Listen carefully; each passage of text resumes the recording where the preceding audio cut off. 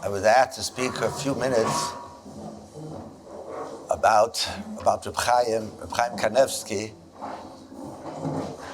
I'm not.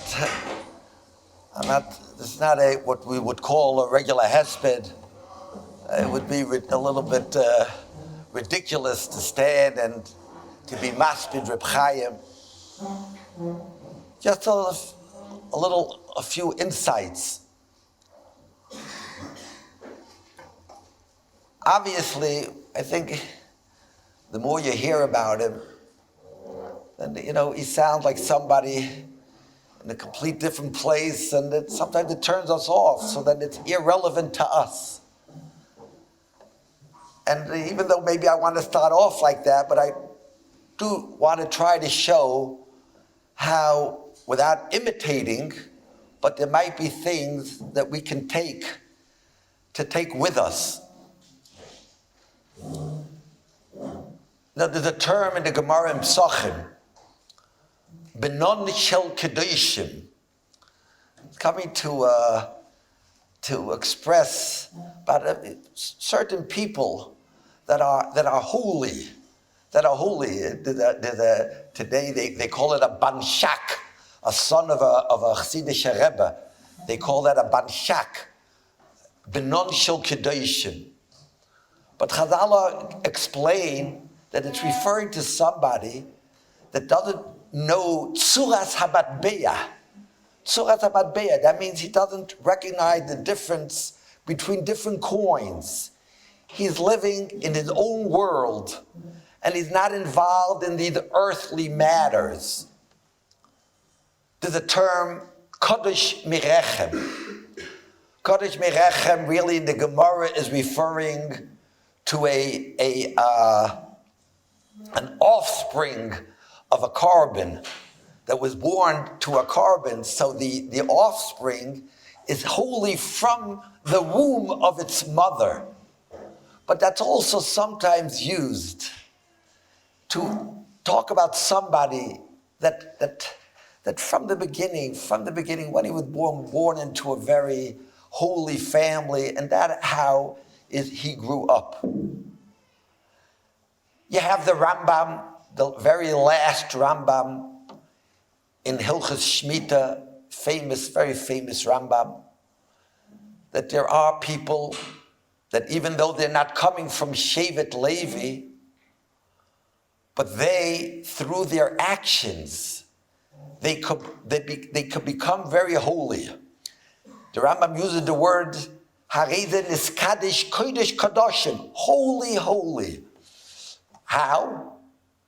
By designating their lives, ignoring anything materialistic, and focusing on Avodas Hashem.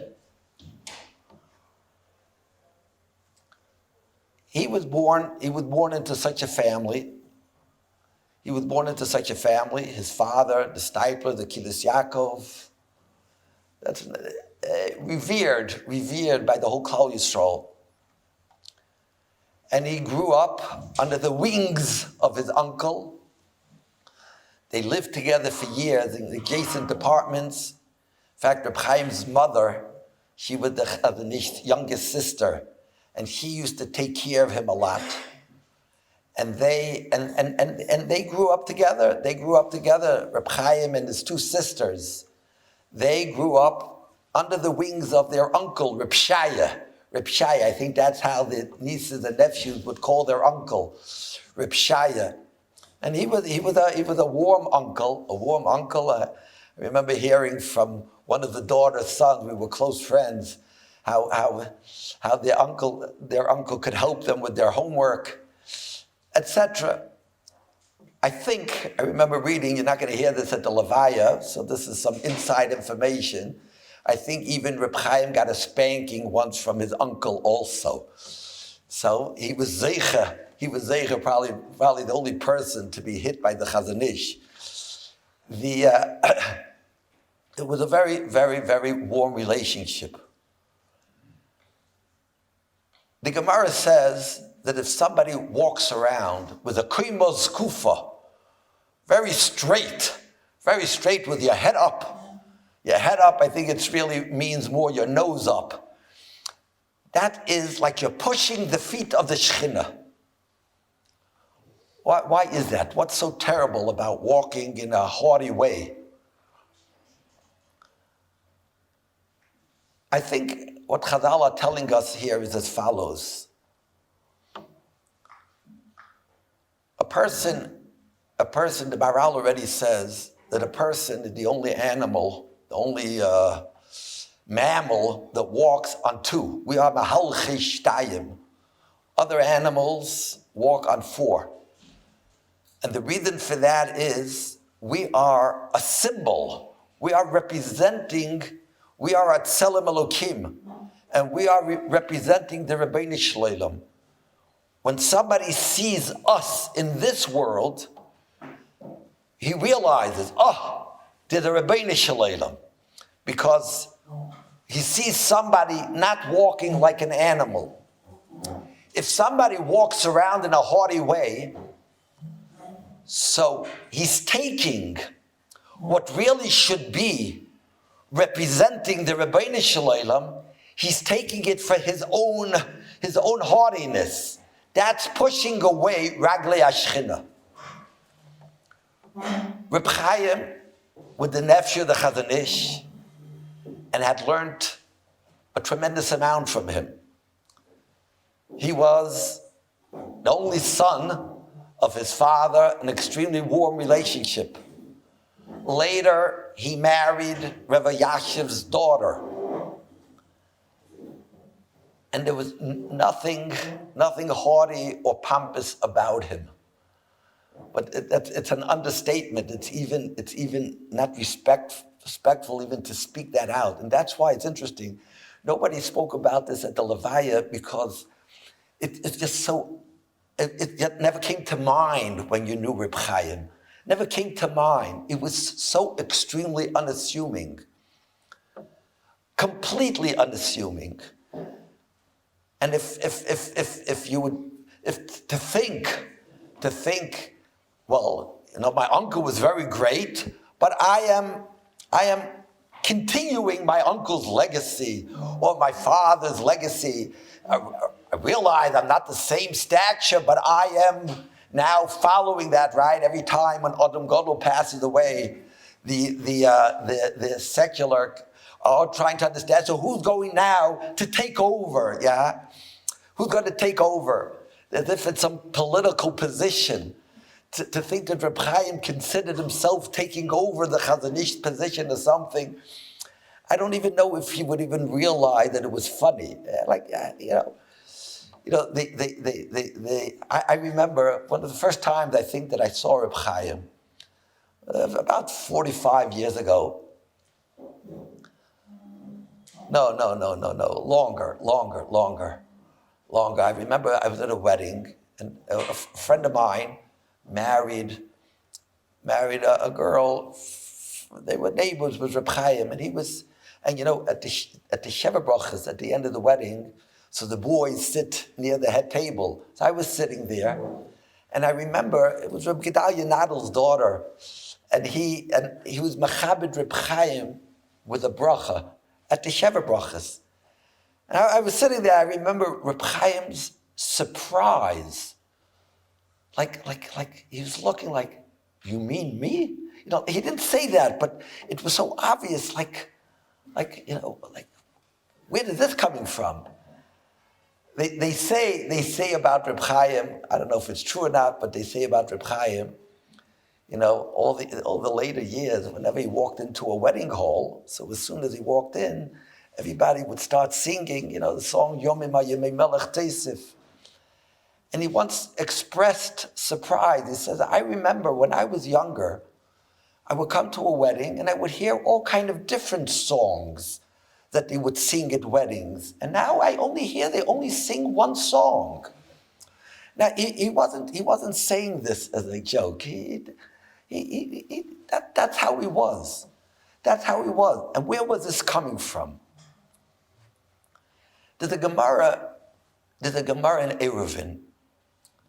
The pasuk says about the Torah, "Lo b'shamayim hi," It's not in heaven. It's not across the ocean. It's close to you. But Chazal have a drasha. Gemara in Erev Daf Nun Hey. Chazal have a drasha. You won't find the Torah by somebody, by Gasei Ruach. Gasei Ruach, I didn't check Art Scroll. Gasei Ruach is somebody pompous or haughty. Balgaiva, I don't know exactly how to define it. Maybe they have a picture there, I don't know. Then Chazal say, V'loi me'eva layam, not somebody that's a tradesman or a merchant that has to travel. You're not going to find the Torah there. Now Chazal are talking about two separate things. There's nothing wrong with being a merchant. There's nothing wrong with being a tradesman. That's a decent, legitimate way of making a living. Just Chazal are saying that in order to grow big in learning, you have to be completely immersed. But what did it have to do with Gasei Ruach? Gasei Ruach, that's a problem in itself. That's a problem in itself. Somebody that's pompous and haughty, it's not because he doesn't have time to learn. It's because that in itself is a trait that Hashem doesn't like. True, but apparently Chazal are telling us something here. I think that they say in the name of the Kaska. The Kaska used to say, I want Chassidim that don't have time to sin. Everybody has a Yetzer Hara. Everybody has a Yetzer Hara. Reb Chaim had a Yetzer Hara. The Kaska had a Yetzer Hara. The Goin, once somebody said to the Vilna Goin, Halavai, I had the Yetzer Hara of the Rebbe. And the Goin said, what do you know about my Yetzer Hara? So, our goal in life, our purpose is we have to overcome our Yetzer Hara. But then there's something bigger. You just don't have time for it. You're just so busy. That's what the Kaska was saying. You're just so busy that you just don't have time to sin. Thinking about this Gemara and thinking about Reb Chaim, this I think really defines it. Chazal are telling us here that if a person really wants to grow, to be big in learning, his focus in life has to be on what he's focusing on. Yizbarer, v'yisamet, etzel ha'adam, should be a complete clarity. What is his obligation? The first words of the Ramchal in Mesilas Yesharim. If you have that clarity and you are so focused, you don't have time for anything else. So when we think about not having time for something else, so that would mean not going here, not going there, or not working in order to make money, in order to live some higher lifestyle. Chazal is telling us there's something deeper. Haughtiness, being pompous, is also because you're not completely focused in what you should be doing. If you are really immersed, if you have the complete clarity, what is your obligation in life or what you should be doing, why do you have time to focus about your respect, your honor, your pride? Why do you have time for that? In other words, taking what the Kutzker said and broadening it. You don't have time to be haughty. I'm in the middle of a Gemara now. I'm in the middle of a difficult Rambam. Reb Kiva Eiger is talking to me now with a kasha. I just don't have time now. When after I finish the kasha, if I find the teretz on Reb Kiva Eiger's kasha, then I'll have time to focus about when I walk into the wedding, what are they singing in my honor? But if you're so completely involved in learning, you don't have that. And that really sums up, I think, what Reb Chaim was all about. And this is where the holiness came about. You'll be hearing now all kind of stories that are already mystical.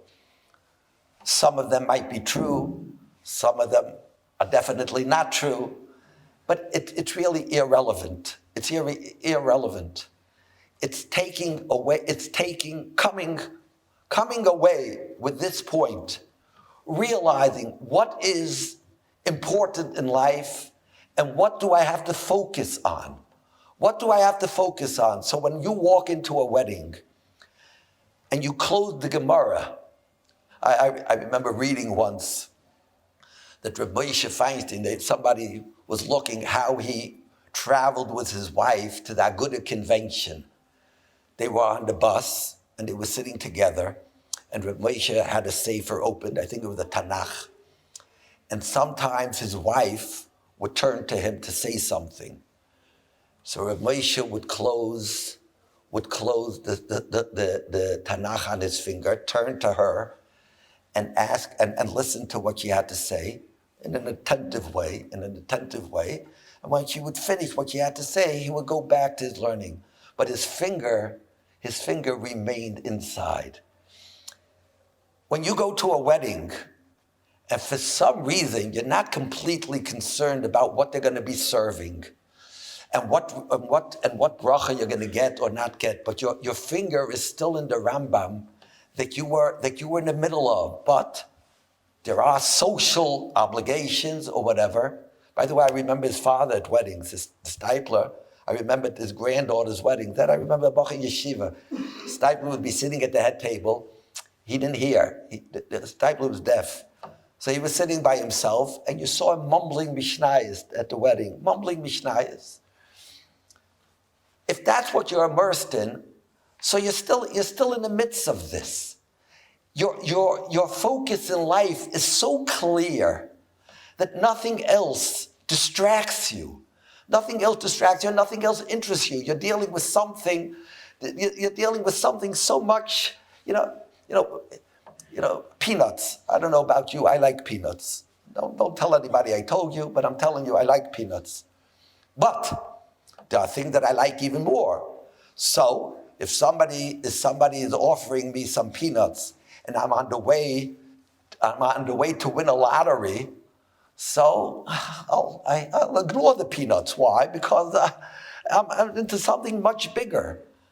That's what Reb Chaim was. That's what Reb Chaim was. And it was together with chesed in a most unique way, together with his wife, Zechayna Levracha. And it was a very, not everybody could marry him. Not everybody could marry him. You had to be Rav Yashiv's daughter for that. And the Chazon Ish was involved in the shidduch. And it was a very beautiful relationship. His son-in-law told me, they mentioned this at the Levi a little bit, but there's an added thing that his son-in-law told me years ago. He said to me that after he got married, for the first 3/4 of the year, he would eat by his father-in-law. He said every day, after the meal, Reb Chaim would turn to his wife and ask her what bracha achreina I should make. He said every day after lunch, he would turn to her and say, "Was fara bracha achreina machnem? What bracha achreina do I make?" So the son mentioned because of something else that he didn't sit down to eat until she joined him, and he would wait for her. So the son-in-law was telling me, he said, he never asked what bracha to make beforehand. That he knew. He saw the food in front of him. But by the time he finished eating, he forgot what he ate. He forgot what he ate, and he said on a daily basis, he would ask her, "Was fara bracha achreina machnen?" That clarity of knowing what's important in life, that's something that we should be zeicha to take with us, not to waste our time on things that are advarim shel mabekach, Dvarim b'teilim, things that are completely insignificant. If we learn to focus more about really what's important in Avodas Hashem, that will be a tremendous Ilui Neshama for Reb Chaim Tei Nafshei Tzura B'Tzara HaChaim.